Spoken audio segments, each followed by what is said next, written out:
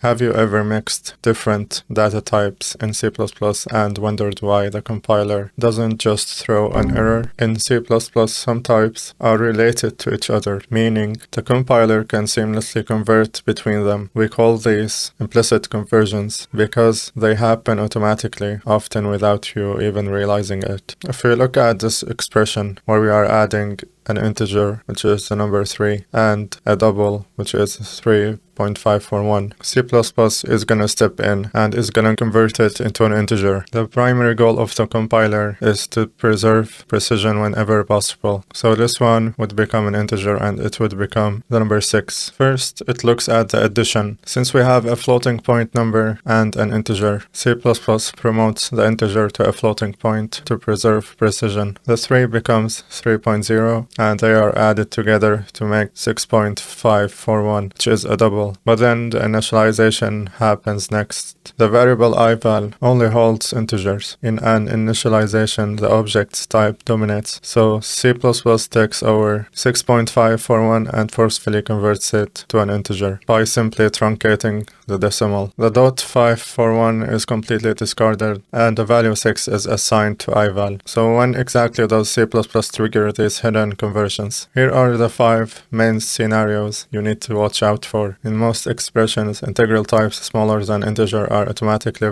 promoted to a larger integral type. As an example, if we add a short and integer, the result would be an integer. If you put a non-Boolean expression inside an if statement, it gets converted to a Boolean. Like if we use inside an if statement if 42, which is a non-zero value, it's gonna get evaluated as true. The right-hand side is always converted to match the type of the variable of the left-hand side. In math or relational expressions with mixed types, C++ finds a common type just like our double and integer example. Adding 5 and 2.5 turns that integer 5 into a floating point 5.0. Conversions will automatically happen when passing arguments into a function. As an example, passing a whole number into a function that asks for a decimal, C++ is going to handle the upgrade behind the scenes, which means this 5 is going to get converted into a double. Pro tip, always double check your mixed type math or you might accidentally truncate valuable data. Save this clip so you always remember the 5 conversion triggers. The golden rule for arithmetic conversions is the widest type always wins. The compiler looks at your equation and automatically converts the smaller operand into the wider type. For example, if you mix a long double with literally anything, C++ converts the other operand to a long double so you don't lose precision. C++ has something called integral promotion. Before doing any math, small types like bool, char, or short are automatically promoted to an integer or an unsigned integer. So a false becomes 0 and a true becomes 1, and a char becomes the ASCII number of it. When we add them together, you can see that they have been promoted to an integer. If your unsigned type is the same size or larger than the signed type, C++ forcefully converts your signed number into an unsigned number. So if you add an integer and an unsigned integer, your regular integer gets converted. If that integer was a negative number, the result will wrap around and cause chaos. If you print the typed out return from adding an unsigned integer and a signed integer, you can see that the type of the result would be an unsigned integer. But what if the signed type is larger? Well, then it becomes machine dependent, so if the values fit, the unsigned converts to signed. If they don't, signed converts to unsigned. Pro tip, just avoid mixing them all together. Let's put arithmetic conversions to the test with the 3 rapid-fire examples. Here we add a long double and a character, which is the A. The A gets promoted to its integer value. On most machines that is the number 97. Then that 97 is converted to a long double to match the long double, which is the wider type. If we assign a double value to an integer value, we would get back an integer, but it gets truncated like we said in the previous example. If I add double and an integer, we would get back a double because it's the wider type. And to preserve the floating point precision, we know C++ converts numbers during math, but did you know it secretly converts arrays and pointers too? The array name IA. In almost every expression, C++ automatically takes your array and converts it into a pointer, pointing to its first element, with exceptions like when you use the size of operator or if you use the declaration type with IA, or when we use the address of operator for IA. Then, in that case, we're not gonna get array to pointer decay. C++ makes conditional checks incredibly easy. If you put a pointer or a number inside an if statement, C++ auto-converts it to a Boolean. If we use this pointer in this case, if it's 0, it's gonna be false, and if it's anything else, it's gonna be true. Obviously, if it's null pointer, it's also false. Any valid memory address, it yields true. In this case, it's gonna be true because there's a memory address. A literal 0 or null pointer can magically convert into any pointer type you need. And a pointer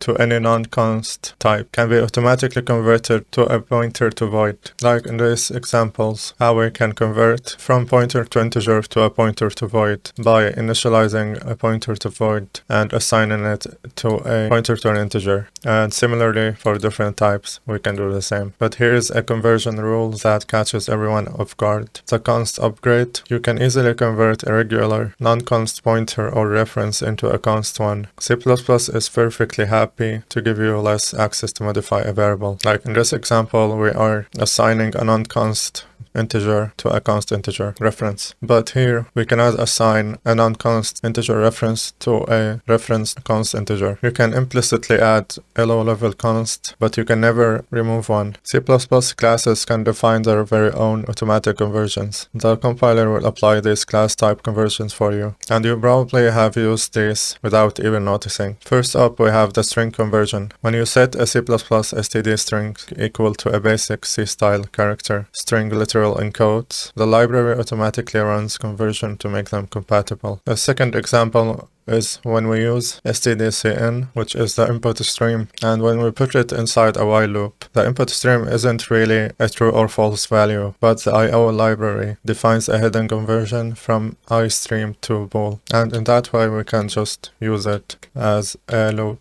If the stream fails or hits an end of file, it converts to false. That would end your loop. Have you ever tried to divide two integers in C++ only to realize it chopped off the decimal? Sometimes implicit conversions aren't enough, and you have to explicitly force C++ to convert a type. We do this using named casts. There are 4 types of casts in C++, but today we are starting with the safest and most common one, which is static cast, and it's written like this. We first start with the static cast, which is the cast name and the type we want to cast the variable to, and inside it we add the expression or the variable in this case. Any well-defined conversion can use a static cast. It tells the compiler and other programmers, hey, I know I am converting this, and I accept any potential loss of precision, which conveniently turns off the compiler warnings that you could have seen if you didn't add the static cast. It's also the only safe way to retrieve a pointer that was stored in a pointer to void back into its original type. But if you have a variable that is locked down as a const, but you absolutely need to modify it, we have const cast. A const cast casts away the const of an object, giving you write access, but there's a catch. If the original object was not truly a const under the hood, using this cast